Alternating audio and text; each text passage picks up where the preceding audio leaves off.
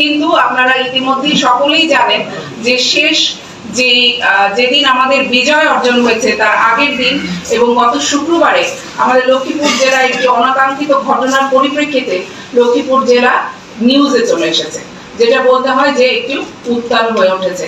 আমরা যদি সারা দেশের দিকে তাকাই, সারা দেশে যে অবস্থা ছিল আমরা কিন্তু সেই অবস্থার মধ্যে ছিলাম না। যাই হোক, এখন সেই পুরনো বিষয় নিয়ে আমরা কথা বলতে চাচ্ছি না।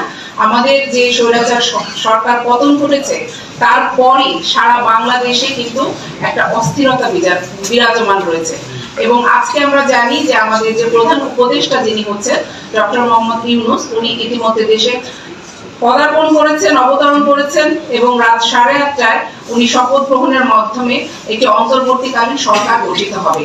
আমরা আশা করছি এই সরকার গঠনের মাধ্যমে আমাদের যে বিশৃঙ্খলাটা দেখা দিয়েছে সেটা আরো বেশি আমরা লাঘব করতে পারবো। আপনারা দেখেছেন যে সারা বাংলাদেশে সবচেয়ে বেশি ক্ষতিগ্রস্ত হয়েছে কিন্তু আমাদের পুলিশ বাহিনী।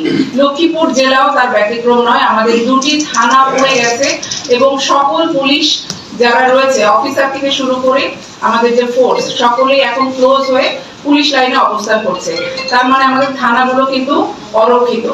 ইতিমধ্যে যেদিন এই বিজয়টা আমরা অর্জন করেছি তারপরে কিন্তু আপনাদের এখানে অনেকের সাথে যারা লক্ষ্মীপুর জেলায় নেতৃত্ব দিচ্ছেন রাজনৈতিক বিভিন্ন পর্যায়ে, আমরা কিন্তু তাদের সাথে কথা বলেছি, ফোনে কথা হয়েছে, এছাড়াও আমরা একসাথে বসেছি। আপনাদের প্রতি অশেষ কৃতজ্ঞতা যে আমরা যে সমস্যাটায় পড়েছিলাম আপনারা তাৎক্ষণিক রেসপন্স করেছেন। স্পেশালি আমি বলবো যে আমি যখন সমস্যায় প্রথম পড়ি তখন আমি যোগাযোগ করেছিলাম অ্যাডভোকেট হাসিবুর রহমানের সাথে এবং উনি আমাকে ওনার প্রতিটা কথায় আমাকে আশ্বস্ত করেছেন এবং উনি আমাদেরকে যেভাবে সাহায্য করা প্রয়োজন উনি করেছেন, সেই সাথে ফিডব্যাক দিয়েছেন। তারপরে যখন আমরা এই কার্যক্রমগুলো শেষ করলাম এবং সকলের সাথেই আমরা কথা বলার চেষ্টা করেছি, যদিও সেটা ইনফর্মাল ছিল। আমরা এসপি মহোদয়ের বাংলোতেও বসেছি, এছাড়া পুলিশ লাইনে আমরা বসেছি, সকলে মিলে কথা বলেছি যাতে আমাদের সারা দেশে যে সংঘাত যে বিজয়ের মুহূর্তের পরেও যে সংঘাতটা হচ্ছে, যে লুটতরাজ হচ্ছে, যে প্রাণহানি হচ্ছে, এই বিষয়গুলো যেন লক্ষ্মীপুরে না হয়।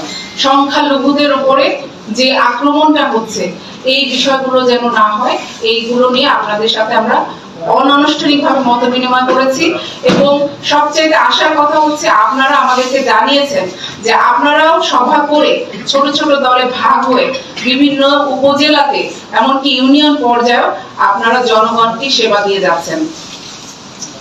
ইতিমধ্যে কিন্তু এই বিষয়টা আমাদের কমে এসেছে। লক্ষ্মীপুর জেলায় ওই প্রথম দিনে যে অশান্ত ভাবটা ছিল সেটাই শুধু আমরা দেখেছি আর কি, উপলব্ধি করেছি। একটা আতঙ্কের মধ্যে সকলে ছিল। এখন কিন্তু আমাদের সেই অবস্থাটা নাই। তারপরও প্রতিনিয়তই কিন্তু, যেহেতু আমি ডিস্ট্রিক্ট ম্যাজিস্ট্রেট হিসেবে কাজ করি, আমার অফিসার সহ আমার কাছে বিভিন্ন ফোন আসছে যে তারা সমস্যায় পড়ছে। কারা? জনগণ, লক্ষ্মীপুরের জনগণ। আপনাদের কাছে আমরা অনুরোধ করেছিলাম লক্ষ্মীপুরের যে সম্পদ, এই সম্পদ যেন বিনষ্ট না হয়। তারপরও আমাদের কিছু কিছু অফিসে আগুন দেওয়া হয়েছে, আমাদের কিছু গাড়ি পুড়ে গেছে। আপনারা জানেন গত 2 বছর ধরে কিন্তু আমরা সরকারি কোনো গাড়ি ক্রয় করতে পারছি না, আমাদের সেই বরাদ্দটি নেই। এই যে গাড়িগুলো আমাদের পুড়ে গেল, আমরা জানি না যে এই সরকারি সেবা আবার পুনরায় চালু করতে আমরা গাড়িগুলো আবার কবে আনতে পারবো, কারণ এই গাড়িগুলোর মাধ্যমেই আমরা জনগণকে সেবা দিয়ে থাকি।